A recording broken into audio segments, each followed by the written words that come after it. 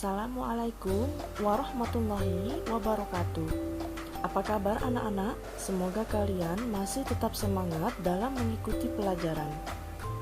Baiklah, kita akan masuk kepada pelajaran IPS terpadu untuk kelas 9. Submateri kita kali ini adalah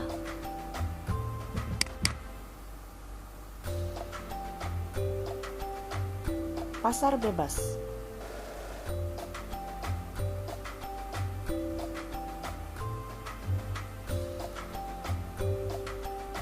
Tujuan pembelajaran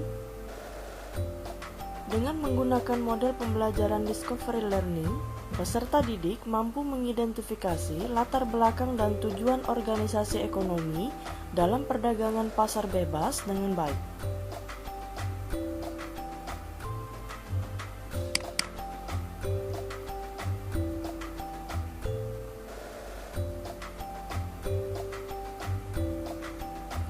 Apa yang kalian ketahui tentang pasar bebas?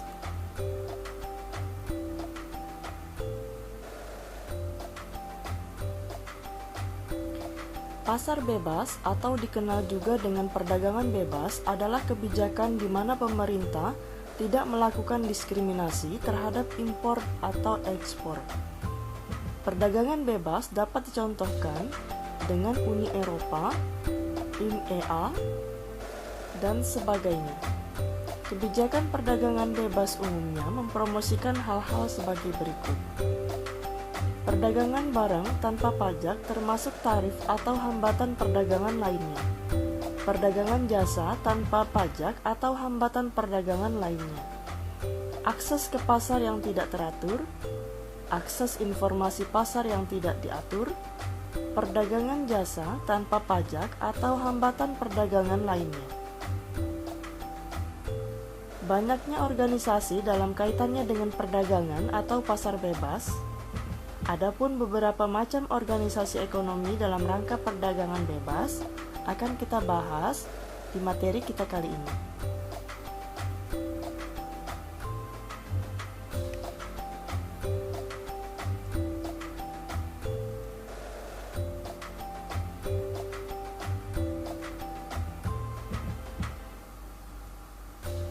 Pasar bebas.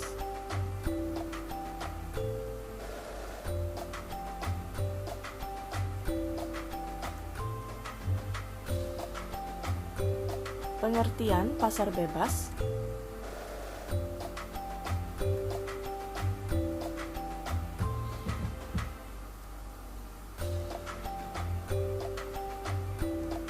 Yang pertama, Masyarakat Ekonomi ASEAN atau MEA. Masyarakat Ekonomi ASEAN atau yang biasa disingkat menjadi MEA, secara singkatnya bisa diartikan sebagai bentuk integrasi ekonomi ASEAN yang artinya semua negara-negara yang berada di kawasan Asia Tenggara atau ASEAN menerapkan sistem perdagangan bebas.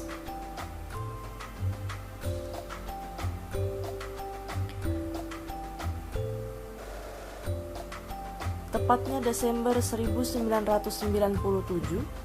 ketika KTT ASEAN yang diselenggarakan di kota Kuala Lumpur, Malaysia, disepakati adanya ASEAN Vision 2020 yang intinya menitik beratkan pada pembentukan kawasan ASEAN yang stabil, makmur, dan kompetitif, dengan pertumbuhan ekonomi yang adil dan merata, serta dapat mengurangi kemiskinan dan kesenjangan sosial.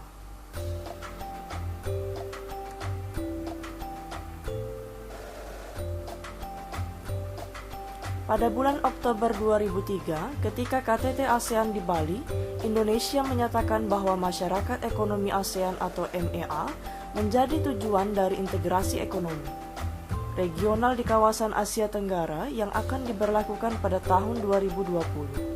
Namun, nyatanya kita mengetahui bahwa tahun 2015 merupakan awal tahun diberlakukannya MEA.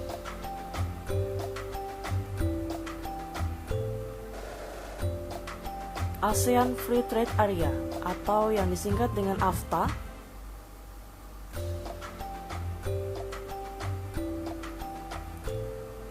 merupakan wujud dari kesepakatan dari negara-negara ASEAN yang membentuk suatu kawasan bebas perdagangan. Dalam rangka meningkatkan daya saing ekonomi kawasan regional, ASEAN dengan menjadikan ASEAN sebagai basis produksi dunia, serta menciptakan pasar regional. Bagi 500 juta penduduknya, AFTA dibentuk pada waktu konferensi tingkat tinggi atau KTT ASEAN keempat di Singapura tahun 1992. AFTA ditargetkan ASEAN Free Trade Area merupakan wujud dari kesepakatan dari negara-negara ASEAN untuk membentuk suatu kawasan bebas perdagangan dalam rangka meningkatkan daya saing ekonomi kawasan regional ASEAN. Dengan menjadikan ASEAN sebagai basis produksi dunia akan dicapai dalam waktu 15 tahun. Kemudian dipercepat menjadi tahun 2003 dan terakhir dipercepat lagi menjadi tahun 2002.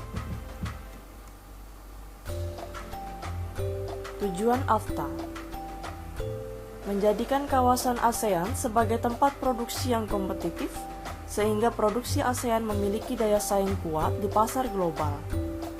Menarik lebih banyak foreign direct investment atau FDI, meningkatkan perdagangan antar negara anggota ASEAN, intra-ASEAN trade.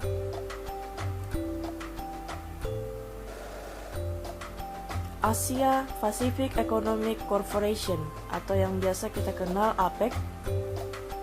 Perubahan di Uni Soviet dan Eropa Timur merupakan salah satu latar belakang berdirinya APEC. Runtuhnya Uni Soviet dengan sistem ekonomi komunis yang tertutup secara bertahap diikuti oleh negara Eropa Timur yang berubah menjadi sistem ekonomi liberal dan bebas. Kemudian muncullah kesadaran bahwa pada dasarnya setiap negara saling membutuhkan.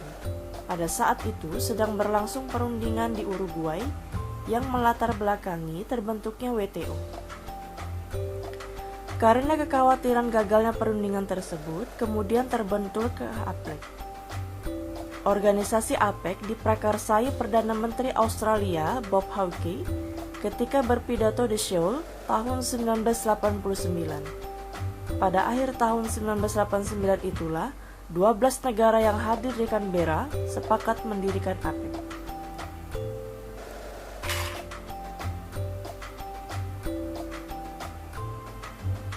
Asia Pacific Economic Cooperation tujuannya adalah meningkatkan kesejahteraan dan pertumbuhan ekonomi di kawasan Asia Pasifik dan meningkatkan kerjasama ekonomi melalui peningkatan volume perdagangan dan investasi. Memperjuangkan kepentingan ekonomi di kawasan Asia Pasifik, tempat usaha negara maju untuk membantu negara berkembang. Meningkatkan perdagangan dan investasi antar anggota, menjalankan kebijakan ekonomi secara sehat dengan tingkat inflasi rendah, mengurangi dan mengatasi sengketa ekonomi perdagangan.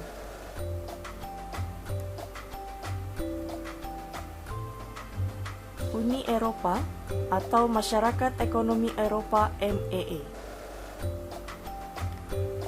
Masyarakat Uni Eropa atau Uni Eropa European Union. Sejak berakhirnya Perang Dunia Kedua, Eropa mengalami kemiskinan dan perpecahan. Usaha untuk mempersatukan Eropa sudah dilakukan, namun keberhasilannya tergantung pada dua negara, yaitu Prancis dan Jerman Barat. Pada tahun 1950, Menteri Luar Negeri Prancis, Maurice Schumann, berkeinginan menyatukan produksi baja dan batu bara Prancis dan Jerman dalam wadah kerjasama yang terbuka untuk negara-negara Eropa lainnya. Tujuan MEE. Yang pertama, integrasi Eropa dengan cara menjalin kerjasama ekonomi, memajukan perdagangan dan menjamin adanya persaingan bebas, menghapuskan semua rintangan yang menghambat lajunya perdagangan internasional, meluaskan hubungan dengan negara-negara selain anggota MEE.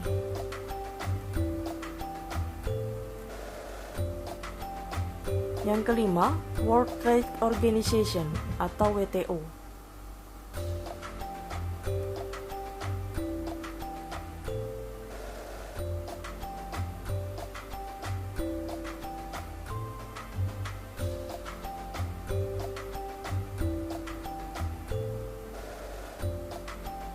Tujuannya, meningkatkan kesejahteraan negara-negara anggota melalui perdagangan bebas, membantu produsen barang dan jasa serta eksportif dan importir dalam kegiatan perdagangan, mendorong lebih terbukanya perdagangan dunia, menciptakan rangkaian aturan, prinsip guna mengatur perdagangan internasional, menyusun kewajiban anggotanya untuk menjamin berjalannya sistem internasional non-diskriminasi, menyediakan forum, dan menyediakan mekanisme penyelesaian perdagangan internasional. Tujuan MEE, integrasi Eropa dengan cara menjalin kerjasama ekonomi, memajukan perdagangan dan menjamin adanya persaingan bebas, menghapuskan semua rintangan yang menghambat lajunya perdagangan internasional, dan meluaskan hubungan dengan negara-negara selain anggota MEE. Baiklah anak-anak, sampai di sini dulu materi kita kali ini. Semoga kalian dapat memahami materi yang sudah Ibu berikan. Terima kasih, kita akan bertemu lagi minggu depan dengan materi yang berbeda. Wassalamualaikum warahmatullahi wabarakatuh.